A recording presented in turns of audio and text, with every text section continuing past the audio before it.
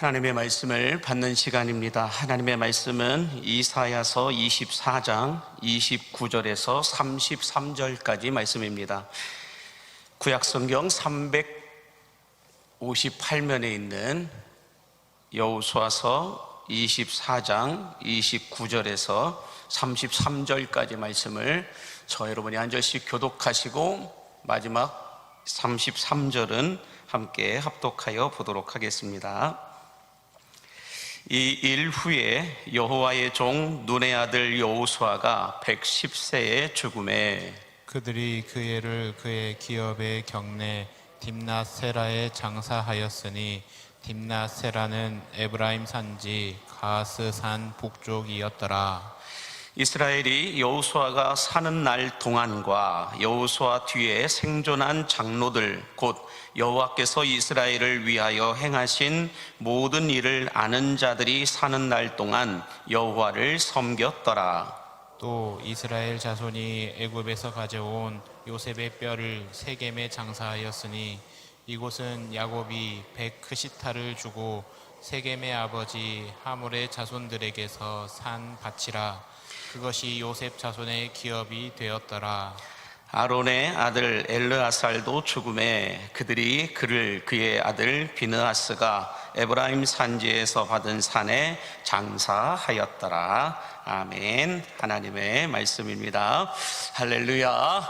함께 따라하겠습니다. 예수를 알고 예수를 알리라. 예수를 알고 예수를 알리라. 네, 어제나 오늘이나 영원토록 동일하시고 한결같으신 우리 하나님의 은혜와 은총이 오늘 수요일에 나와 예배하는 여러분 모두에게 충만하게 부어지게 되기를 예수님의 이름으로 간절히 축복합니다. 네, 함께 옆에 분에게 인사하겠습니다. 오늘은 더 행복할 겁니다 라고 인사해 주세요. 네, 한 번만 더 진짜 진심의 마음을 담아서 오늘은 더 밝게 웃으시기 바랍니다 라고 인사해 주세요.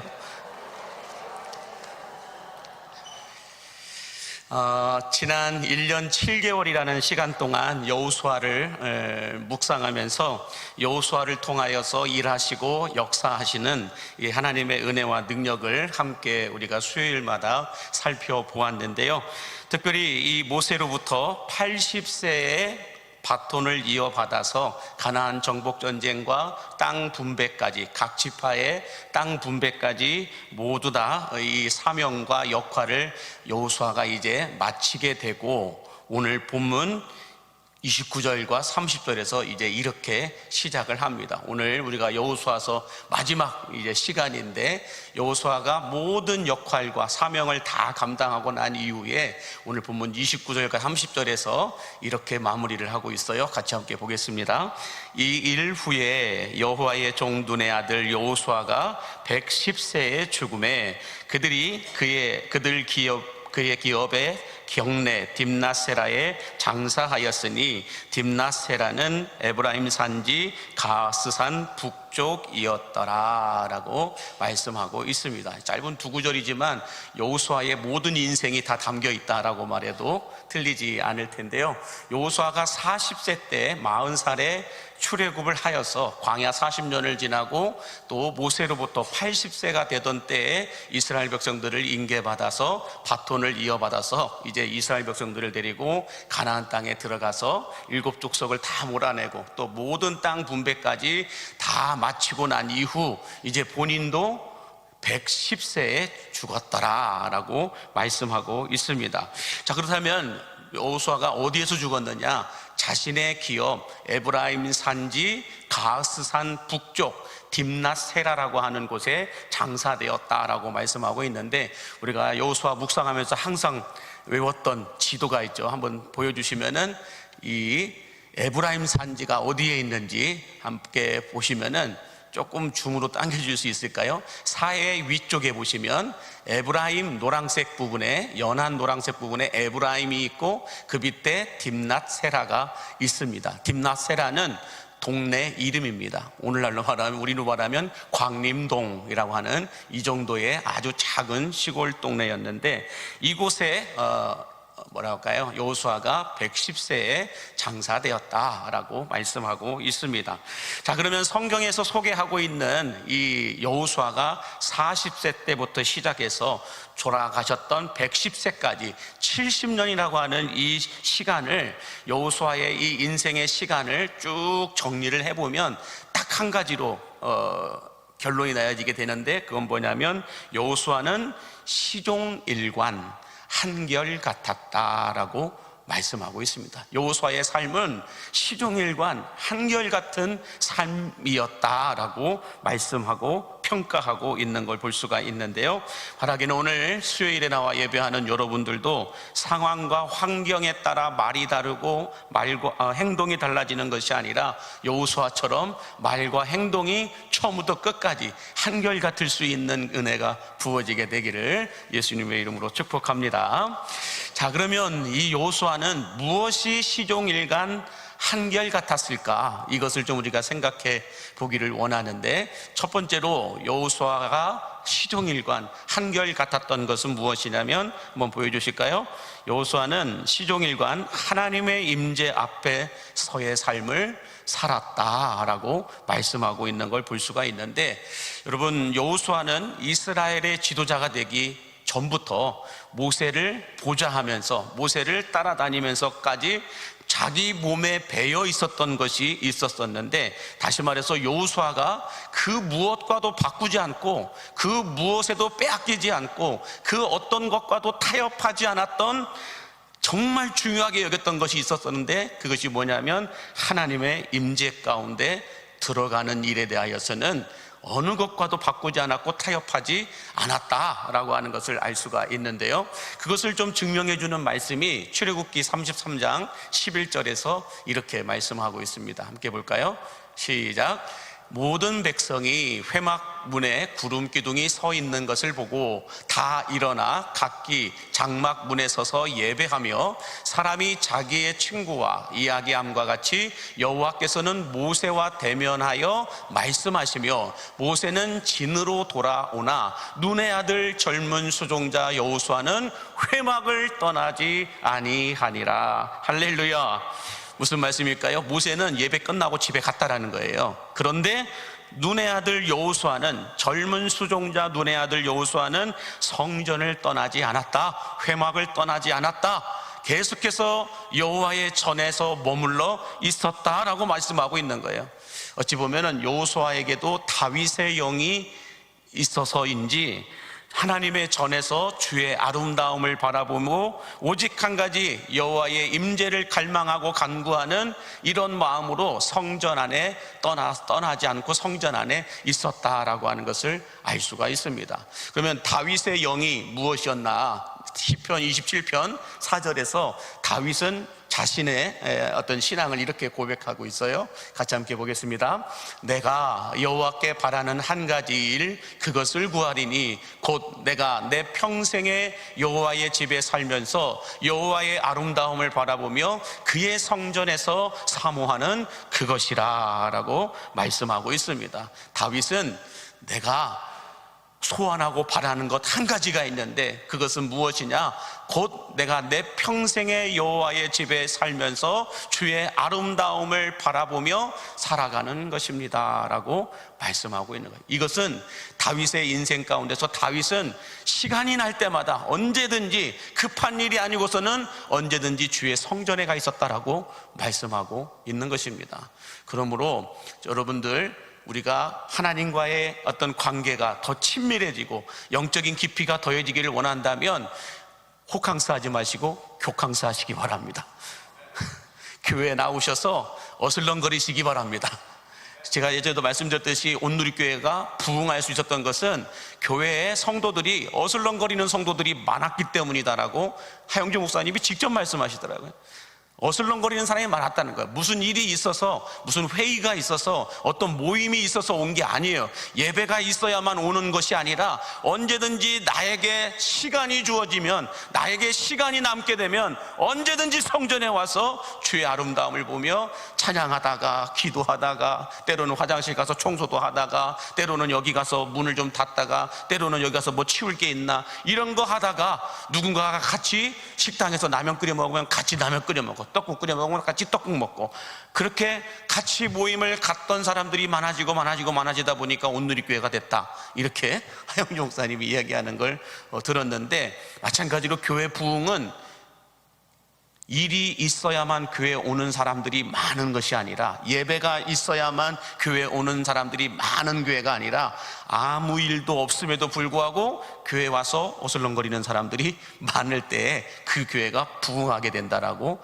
말씀하고 있습니다. 그래서 어슬렁거리는 사람들이 많다 보면 갑자기 탁구 치다가 갑자기 냉면도 먹으러 갔다가, 또 교회 안에서 모임을 갖다가 성경도 같이 읽었다가, 또 그러다가 교회에서 같이 기도도 하다가, 같이 또 교회 안에서 함께 모임을 갖다가, 이런 어떤 모임들이 자꾸 많아져야 된다라는 거예요.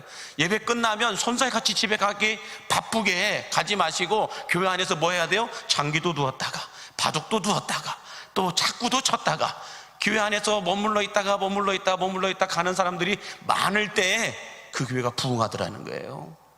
그러므로 여러분들, 내가 바라는 한 가지, 주의 전에서 주의 아름다움을 바라보며 사모하는 그것이라 라고 말씀하고 있는 겁니다. 그러면서 다윗의 영, 하나님의 전을 사모하고 하나님을 갈망했던 다윗의 영이 여호수아에게도 임했었던지, 출애굽 시대 때나 광야 시대 때나 가나안 시대 때나 모세와 같은 권위자 밑에 있었을 때나, 아니면 본인이 이스라엘 백성들을 책임져야 되는 총괄의 입장에 있었을 때나, 어느 때든지 여호수아 인생의 최우선순위는 한결같이 하나님의 성전에서 하나님의 임재 앞에 머무는 것이었다라고 말씀하고 있는 겁니다. 여러분, 여호수아가 가나안 땅 들어가서 얼마나 바빴을까요? 전쟁을 치르는데, 7 족속과의 전쟁을 치러야 되는 그 상황 속에서 여호수아가 얼마나 바빴을까요? 그럼에도 불구하고 전쟁 중에 아무리 바쁘고 힘들어도 여호수아는 주의 성전에 가서 하나님의 임재를 간구하고 갈망하는 그 시간을 타협하지 않았다라고 말씀하고 있는 겁니다. 여러분, 한번 생각을 해보십시오. 임진왜란 때 그렇게 바쁜데 이순신 장군이 뭐 썼어요? 일기를 써놨기 때문에 우리가 그 시대의 역사를 알 수가 있는 거예요. 거짓말 같습니까? 이순신 장군이 그렇게 바쁜 와중에도, 전쟁통에서도 일기를 썼다 이거예요. 무슨 일기를 다 써놨기 때문에 그 시대의 상황을 우리가 이해하고 알 수가 있고 존경을 하듯이, 마찬가지로 가나안 정복 전쟁 중에서도 여호수아는 한결같이 하나님의 임재 앞으로 나가는 예배 시간을 타협하지 않았다라는 거예요. 하나님의 말씀을 묵상하는 시간을 타협하지 않았다라는 거예요. 아멘이십니까? 여호수아의 이 한결같은 이 믿음을 하나님께서 귀하게 보셨고, 여호수아가 사는 날 동안 하나님께서는 여호수아의 삶을 평탄케 하시고 형통케 하셨다라고 말씀하고 있는 겁니다. 자, 그러면 하나님께서 여호수아의 한결같은 믿음, 이 믿음을, 어떤 믿음을 보시고 그렇게 귀하게 여기시고 칭찬을 하셨을까? 그것은 여호수아 1장에서 우리가 이미 나누었던 말씀입니다. 여호수아 1장 7절과 8절 같이 함께 보겠습니다. 시작. 오직 강하고 극히 담대하여 나의 종 모세가 내게 명령한 그 율법을 다 지켜 행하고 우로나 좌로나 치우치지 말라. 그리하면 어디로 가든지 형통하리니 이 율법책을 내 입에서 떠나지 말게 하며 주야로 그것을 묵상하며 그 안에 기록된 대로 다 지켜 행하라. 그리하면 내 길이 평탄하게 될 것이며 내가 형통하리라 라고 말씀하고 있습니다.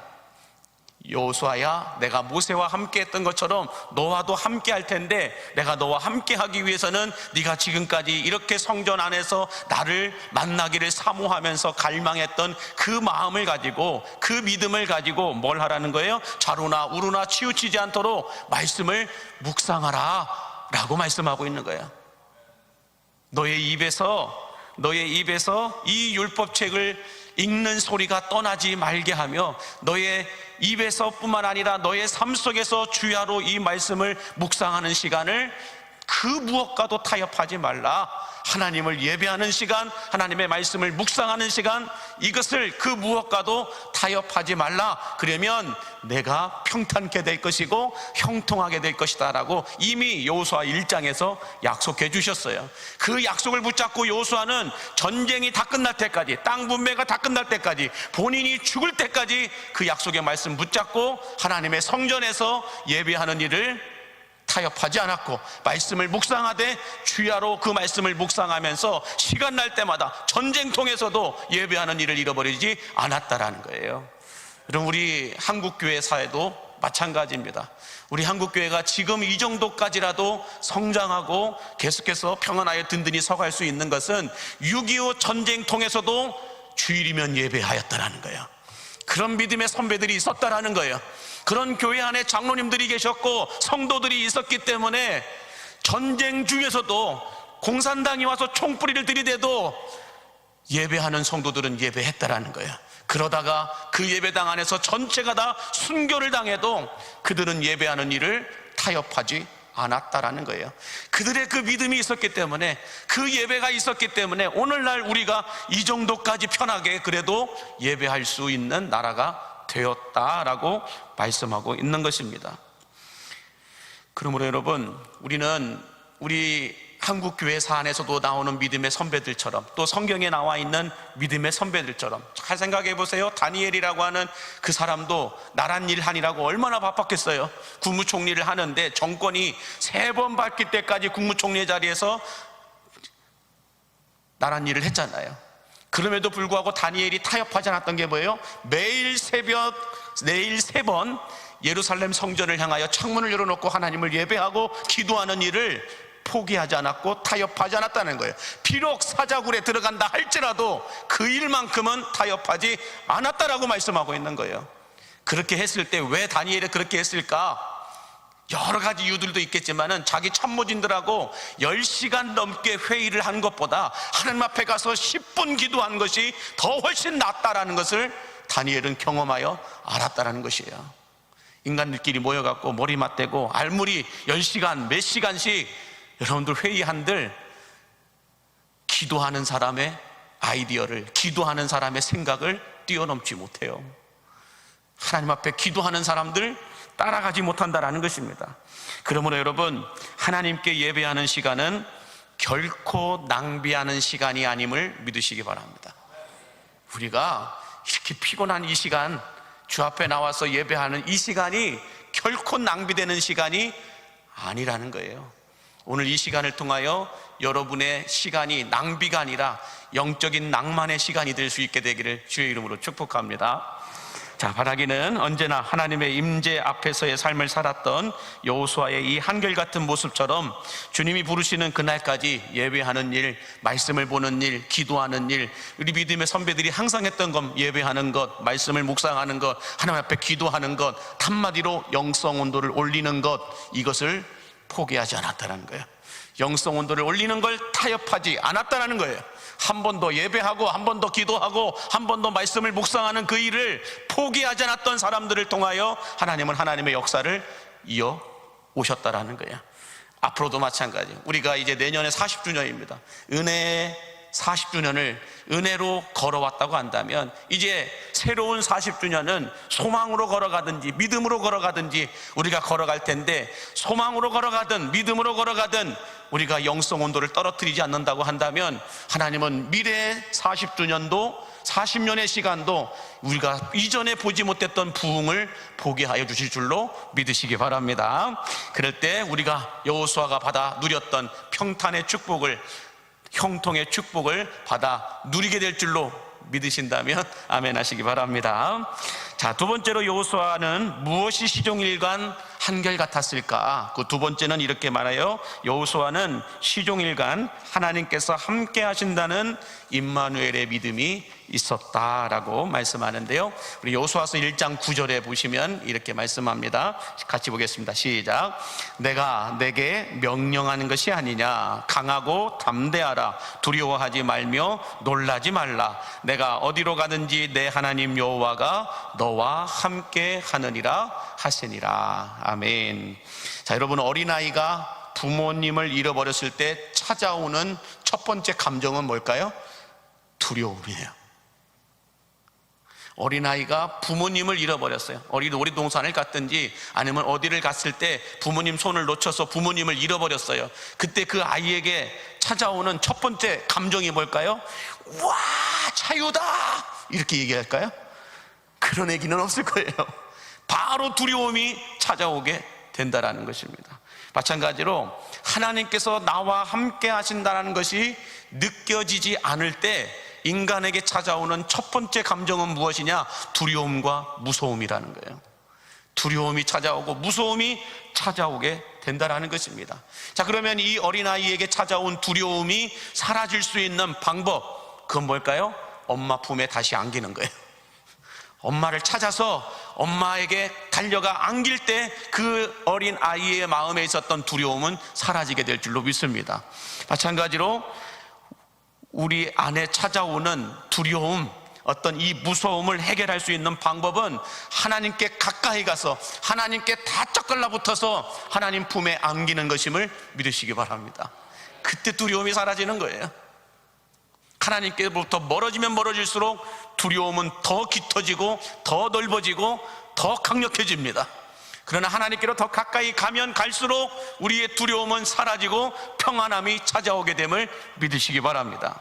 그래서 여호수아는 이 가나안 정복 전쟁과 땅 분배를 앞두고 이 거칠고 험악하게 달려드는 이스라엘 백성들의 이런 공격과 시험을 이겨내기 위해서 여호수아가 했던 것은 다른 거 없어요. 여호와 앞에 엎드려서 바짝 달라붙어서 기도하는 것밖에 없었습니다. 모세도 그랬던 것처럼 모세의 보좌관이었던 여호수아가 옆에서 모세를 바라봤던 것은 문제가 있을 때마다, 홍해의 문제가 있을 때마다, 어떤 이스라엘 백성들의 어떤 문제가 있을 때마다, 모세 자신에게 어떤 공격이 올 때마다 모세는 무엇을 했느냐? 법적으로 대체하고 어떤 세력들을 해가지고 같이 맞짱 뜨고 이렇게 하지 않았다라는 거예요. 하나님 앞에 납작 엎드려서 기도했다라는 거예요. 그랬을 때 모세 안에 있는 두려움이 사라지고 하나님이 주시는 평안함이 찾아왔다라는 거예요. 이것을 여호수아가 모세 옆에서 계속해서 40년 동안 배웠다라는 거예요. 그러니 여호수아도 문제가 있을 때마다 뭐 했어요? 하나님 앞에 엎드렸다라는 거예요. 하나님께 바짝 달라붙었다라는 거예요. 그랬을 때 여호수아에게 찾아왔던 두려움도 무서움도 그 어떤 것들도 다 이겨낼 수 있게 되었다라고 하는 게 이 여호수아의 인생입니다. 바라기는 우리 눈에 보이는 무서움도 우리 눈에 보이지 않는 두려움도 이겨낼 수 있도록 시종일관 하나님께 엎드려 달라붙어 기도하던 여호수아의 삶을 여러분들도 살아내실 수 있게 되기를 주의 이름으로 간절히 축복합니다. 자, 세 번째로 이 여호수아는 무엇이 시종일관 한결같았을까? 그 세 번째는 이렇게 말씀드려요. 여호수아는 시종일관 팀플레이어였다라고 말씀하고 있습니다. 여호수아는 독불장군이 아니었다라는 거예요. 독불장군식으로 혼자 일하지 않았다라는 거예요. 출애굽도 모세와 함께 발맞추어서 같이 팀워크를 이루어서 일했다는 거예요. 광야도 마찬가지로 갈렙과 함께 팀워크를 이루어서 여호수아는 일했다라는 거예요. 가나안 땅도 혼자 가서 진두지휘하지 않았다라는 거예요. 각 지파에서 12명을 뽑아서 그 12명과 함께 여호수아는 팀플레이를 했다라는 거예요. 그러므로 여호수아는 혼자 내가 대장이니까 독불장군식으로 일하지 않았다라는 거예요. 팀플레이어가 되어서 같이 협력하여 팀워크를 이루어서 사역들을 감당했다라고 말씀하고 있는데, 더 놀라운 건 무엇이냐면 여호수아가 이렇게 1등 공신임에도 불구하고 가나안 땅에 들어가서 또 땅 분배까지 하는 데 있어서 1등 공신이면 가장 넓은 땅에 가장 좋은 집에 괜찮게 대접과 대우를 받아야 될 텐데, 여호수아가 우리가 아까 29절에서 보았듯이 어디에 장사되었다고 말씀합니까? 딥낫세라. 여기가 어딘지 제가 항공지도를 찾고 찾아서 들어가서 오늘날 딥낫세라 동네를 한번 찾아봤어요. 몇 가구 되지 않습니다. 아주 작은 시골 동네예요. 한 번만 더 보여주시겠어요? 자, 여기가 어디예요? 에브라임 산지 가아스산 북쪽입니다. 가아스산 북쪽, 그러면 건너편이면 다른 쪽이겠죠. 가아스산 북쪽 딥낫세라라고 하는 동네예요. 아주 작은 동네입니다.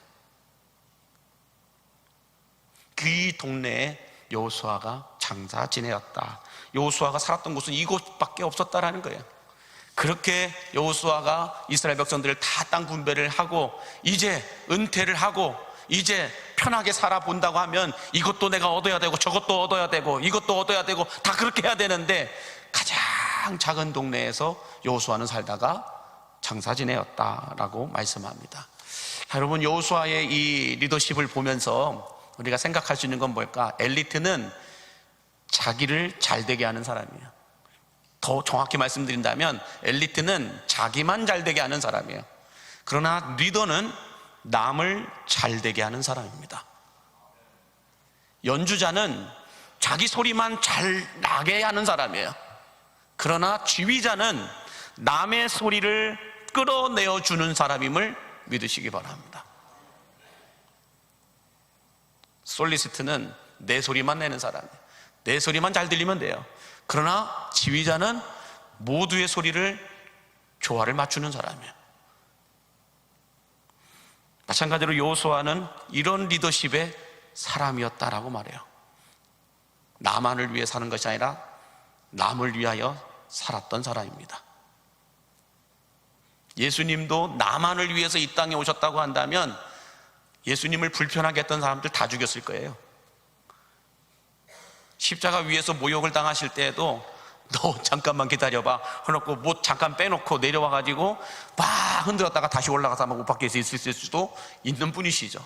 그럼에도 불구하고 예수님은 예수님을 위해서가 아니라 오늘날 우리를 위하여서, 나를 위하여서 예수님은 끝까지 참으시고 인내하셨다라고 하는 걸 알 수가 있습니다. 자, 이 여호수아의 리더십 속에서 우리가 한 가지만 더 마지막으로 보고 싶은 건 뭐냐면, 여호수아는 자기만 잘 믿고 끝난 것이 아니라 자기 눈으로 보이는 자녀들과 후손들까지 책임을 졌던 사람이다라고 하는 걸 알 수가 있어요. 자기 믿음만, 자기 신앙만, 나만 잘 믿고 끝난 것이 아니라 자기의 자녀들, 자기의 손주, 손녀들까지 내 눈에, 내 세대에 있었던 사람들은 어떻게든지 간에 예수를 잘 믿을 수 있도록, 신앙생활 잘할 수 있도록 이렇게 끌어다가 앉혀놓고 저렇게 끌어다가 앉혀놨다라는 거예요.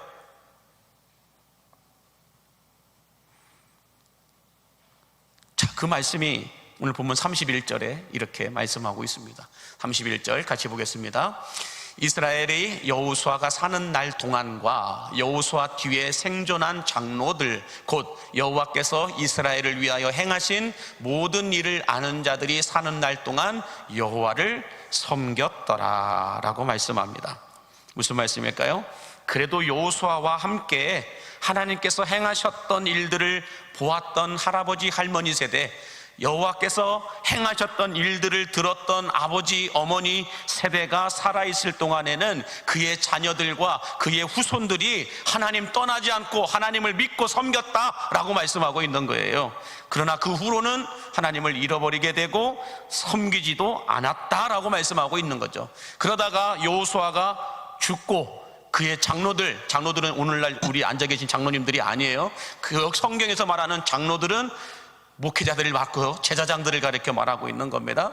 지도자들을 가르쳐 얘기하고 있는 거예요. 그래서 그의 장로들, 지도자들이 죽고 난 이후 이스라엘의 후손들은 무엇을 행하였습니까? 우상숭배를 하게 되고 그 우상숭배로 인하여서 그 이스라엘 백성들, 가나안 땅에 흑암과 혼돈이 찾아오게 되면서 무슨 시대가 도래해요? 300년 동안 사사시대가 시작되는 것을 볼 수가 있습니다. 300년 동안 사사시대가 되었어요. 하나님이 보이지 않는 시대가 되었다라는 것입니다. 여러분, 우리들도 마찬가지죠.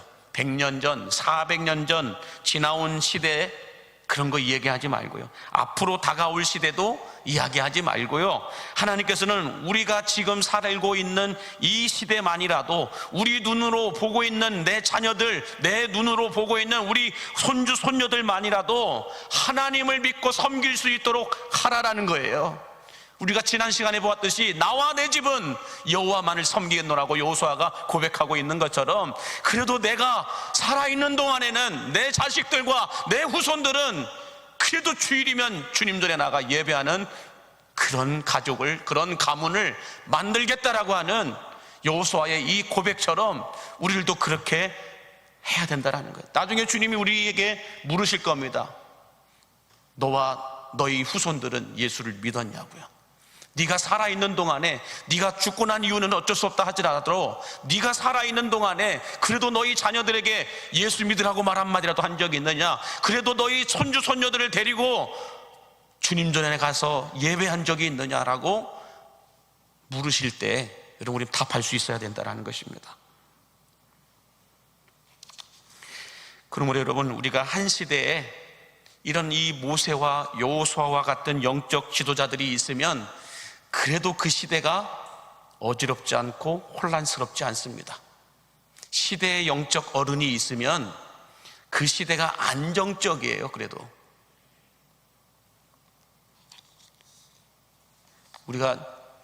제가 노예나 이 시찰에 가면 그런 말씀을 자주 하시는 분들이 있으세요.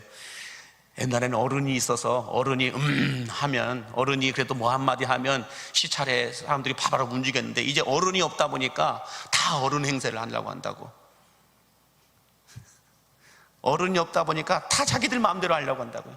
사사시대에는 하나님이라는 어른이 없었고 모세와 여호수아와 같은 어른이 없는 시대가 되다 보니 자기 소견에 오른 대로 살았던 시대가 300년 동안 사사시대였다라는 거예요.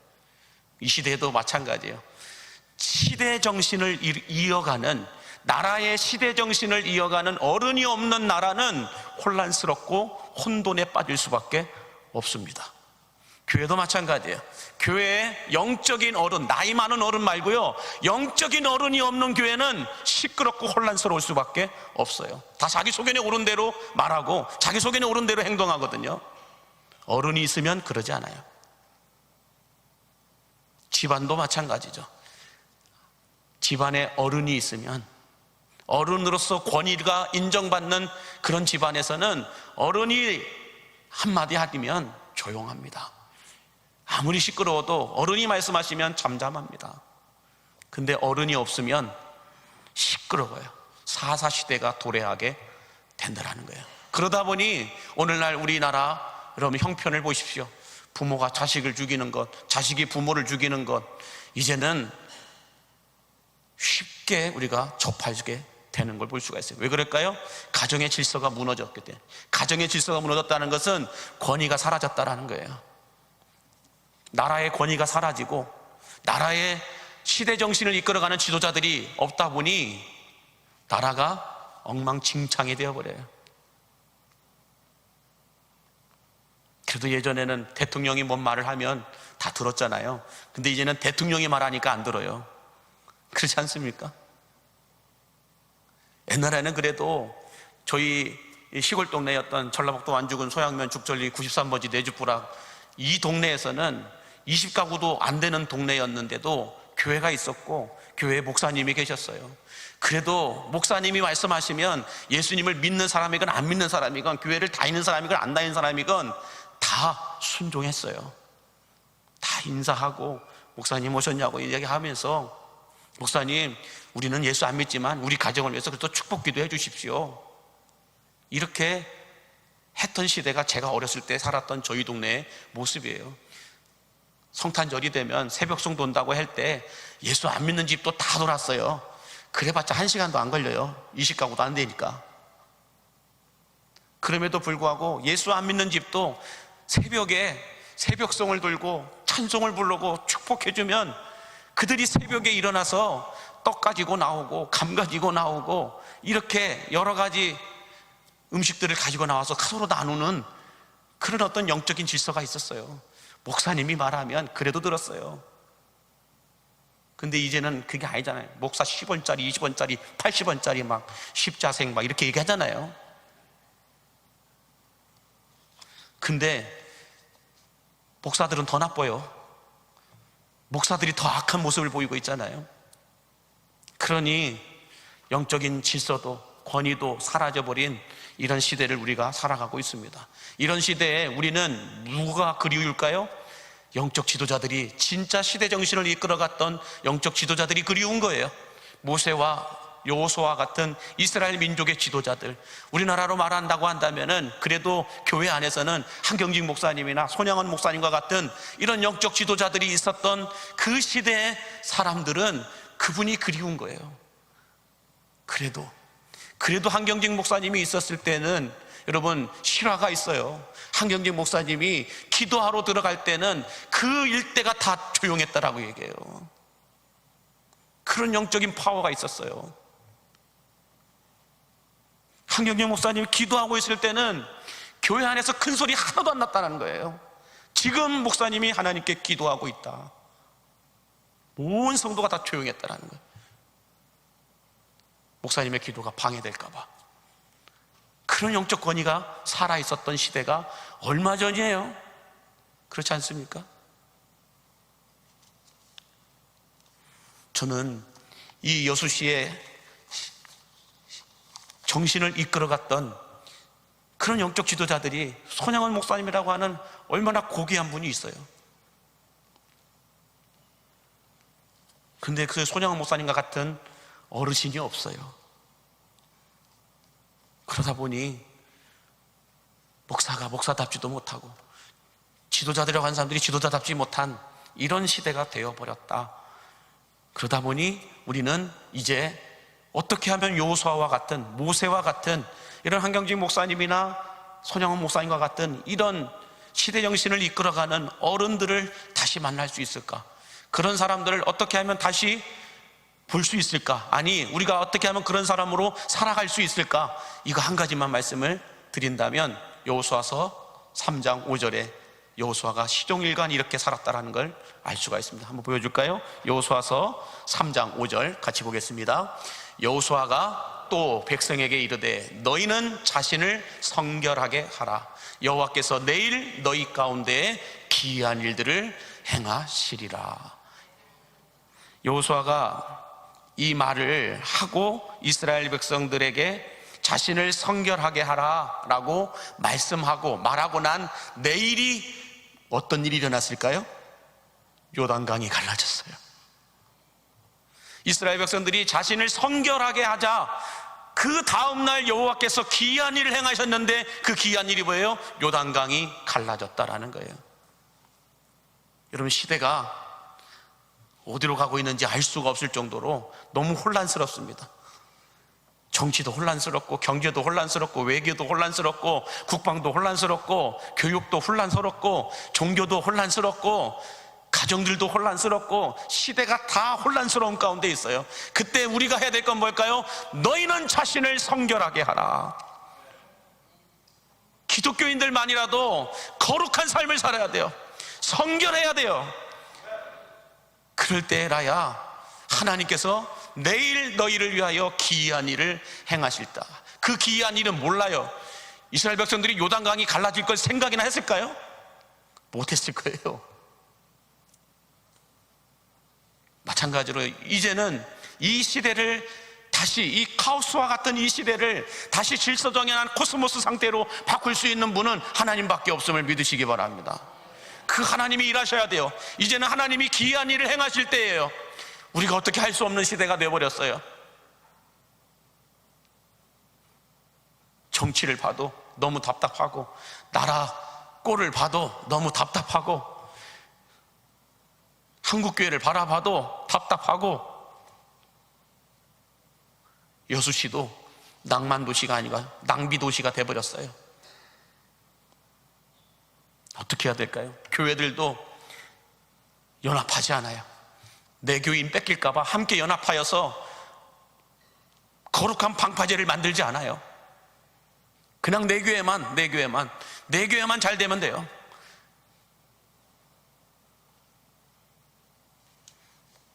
그러나 여러분, 방파제가 무너지면 모든 교회가 무너져요. 이번에 여러분들 지진이 일어나서 해일로 인하여서 물이 범람하는 도시, 또 산사태로 인하여서 갑자기 100명이 사라지는 도시 얼마나 많이 보고 있습니까? 뉴스를 통하여서. 기후변화로 인하여 재난들이 얼마나 많이 일어나고 있는지 몰라요. 여수시의 영적 생태계가 망가졌어요, 여러분. 5년 동안 여수시를 위해서 여러분 기도하고 간구하면서 과연 이 여수시에 있는 교회들이 교회로서의 사명을 잘 감당하고 있는가? 각자는 잘하고 있어요. 개 교회들은 잘하고 있어요. 그러나 교회들끼리의 연합은 안 되고 있어요. 같이 함께 모여서 예배하자, 기도하자 안 해요. 왜요? 내 교인 뺏길까 봐.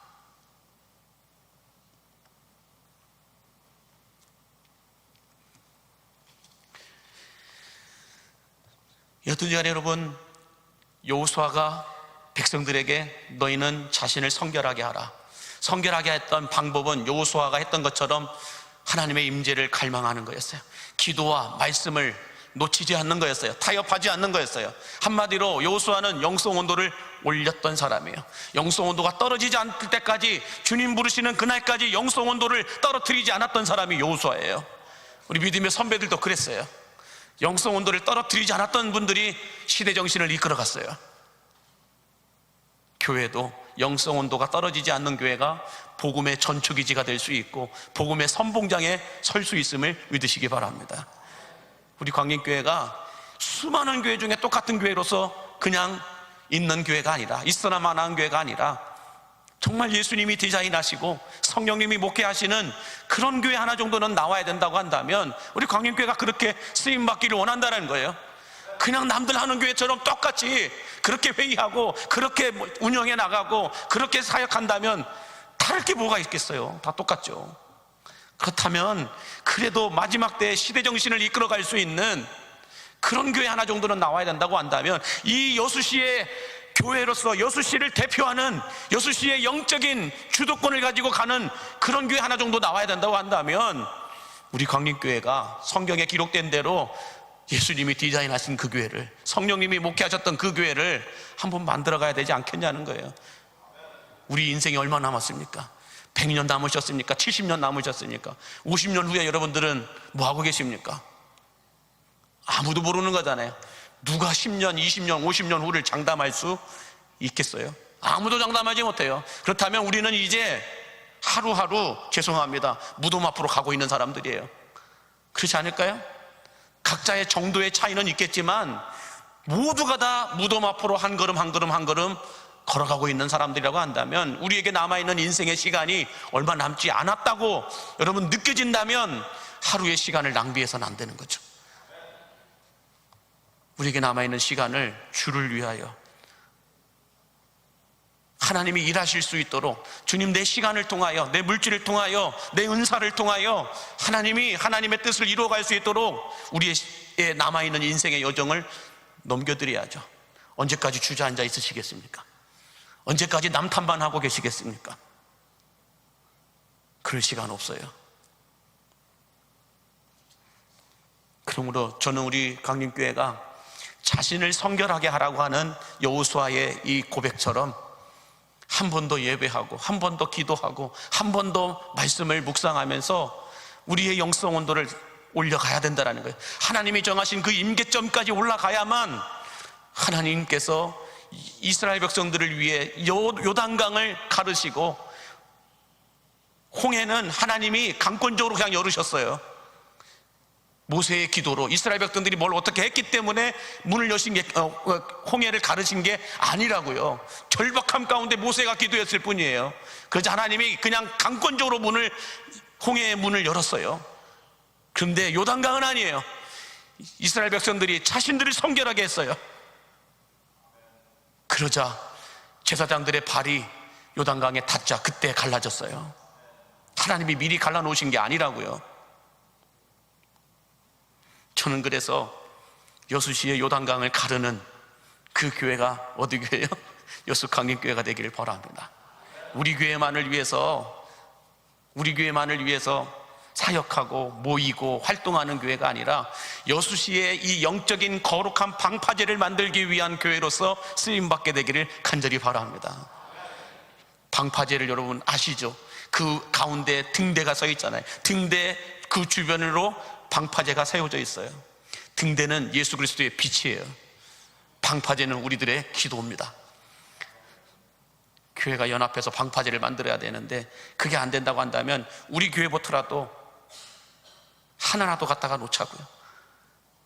그래서 해일로부터, 지진으로부터, 쓰나미로부터 여수시를 보호해야 된다는 거예요. 영적인 쓰나미가 몰려오고 있는데 어느 교회도 거기를 막으려 하지 않아요. 하나님은 이 여호수아서를 마무리하면서 여호수아가 시종일관 한결같았던 그 모습, 하나님의 임재를 갈망했던 모습, 하나님을 가까이 하였던 그 모습, 그리고 뭡니까? 혼자 일하지 않고 함께 팀플레이가 되어서 거룩한 방파제를 만들었던 그 모습을 우리도 함께 만들어갈 수 있도록 우리들의 스스로 거룩하게 성결하게 우리 자신을 만들어야 할 줄로 믿습니다. 그러기 위해서 여러분 기도하실 때 기도하셔야 돼요. 말씀을 묵상해야 될 때 말씀 묵상해야 돼요. 나중에 건강이 허락되지 못해서 기도하러 못 나오게 될 때가 있어요. 눈이 보이지 않아서 성경을 읽지 못할 때가 온다고요. 예배하고 싶어도 예배하지 못할 때가 온다라는 거예요. 그 시간이 멀지 않았어요. 올 한 해만 하더라도 제가 여러분 17권의 장례를 치렀습니다. 물론 가족들 장례를 치른 분들 많았지만 함께 신앙생활했던 분들이 있었어요. 며칠 전까지만 해도 같이 웃고 같이 예배하고 같이 밥 먹고 같이 즐거워했던 그분들이 지금은 함께 예배하지 못해요. 함께 기도하지도 못해요. 요양병원에 신방을 가면 예배하러 나가는 게 소원이래요. 예배당 가서 한번 예배 드려보는 게 소원이라고 말씀하지. 그래도 못 나오세요. 그러므로 여러분 예배할 수 있는 건강이 있을 때 한 번이라도 더 예배하시기 바랍니다. 기도할 수 있을 때 기도해야 되고 말씀을 볼 수 있는 우리의 눈이 열려 있을 때 보셔야 돼요. 성경 66권 154 미투스 행진을 시작하면서 읽으라고 여러분들 연대기별로 표를 드렸어요. 그거 꼭 읽으십시오. 명예의 전당에 올라갈 겁니다. 꼭 읽으십시오. 그리고 저도 정말 부지런히 하고 있습니다. 부지런히 지금 성경 66권을 제가 은퇴하기 전까지 성도들과 한번 다 나누기 위해서 얼마나 열심히 하고 있는지 몰라요. 지금 오늘 여호수아서를 마지막으로 성경 66권 중에서 12권을 하나도 빠놓지 않고 다 읽어내려가면서 여러분들과 말씀을 나누었습니다. 놀라지도 않네요. 5년 동안 지금 이제 5년 차잖아요. 지금까지 4년 8개월 동안 5년 동안 12권의 성경을 다 묵상했다고요. 한 절 한 절 다 읽어가면서 여러분들과 다 나누었어요. 그렇다고 한다면 여러분 5년 동안 이렇게 했으면 저 이제 남은 20년 남았거든요. 20년 동안 여러분 부지런히 달려가도 66권 중에서 한 62권, 63권까지 갈 수 있습니다. 다행인 건 한 장짜리 성경이 많잖아요. 유다서 한 장, 그렇잖아요. 그런 것들이 있기 때문에 하나님 위로를 해주세요. 그러나 이사야서나 에레미야나 이런 대선지서 같은 경우는 너무 많아요. 그래서 여러분들 새벽에도 한 절 한 절 다 읽어가면서 여러분들과 말씀을 묵상합니다.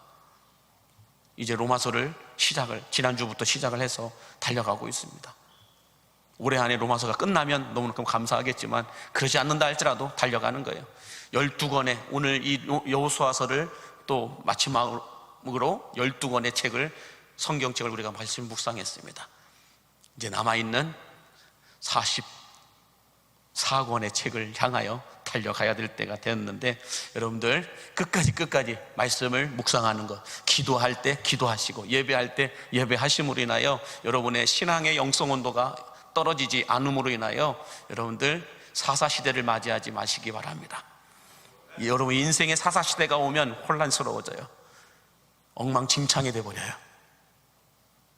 지금 이 시대는 그 시대예요. 포스트 모더니즘 시대처럼 엉망진창이 된 시대입니다. 이 시대의 교회가 교회로서의 역할을 잘 감당해야 할 줄로 믿습니다. 이런 우리 광림의 성도들이 되시기를 예수님의 이름으로 간절히 축원합니다. 기도하겠습니다. 만복의 근원 되신 하나님, 여호수아를 묵상하면서 주신 은혜가 소멸되지 않고 더 충만하게 채워지게 하여 주옵소서. 여호수아가 전쟁 중에도 아무리 바빠도 하나님의 임재를 사모하였고 하나님을 더욱 가까이 하였으며 나보단 남을 먼저 세워주었던 팀플레이어의 삶을 우리들도 살아가게 하여 주시옵소서. 특별히 자신을 늘 성결하게 함으로 말미암아 하나님의 기적과 능력을 이끌어내었던 것처럼 우리들도 생각이 성결하고 말과 행동이 성결하며 직분이 성결하고 우리 인생의 신앙생활이 성결함으로 인해 믿음의 선진들이 경험했던 하나님의 능력과 기적들을 우리들도 체험하게 하여 주옵소서. 예수님의 이름으로 축복하며 기도하옵나이다. 아멘.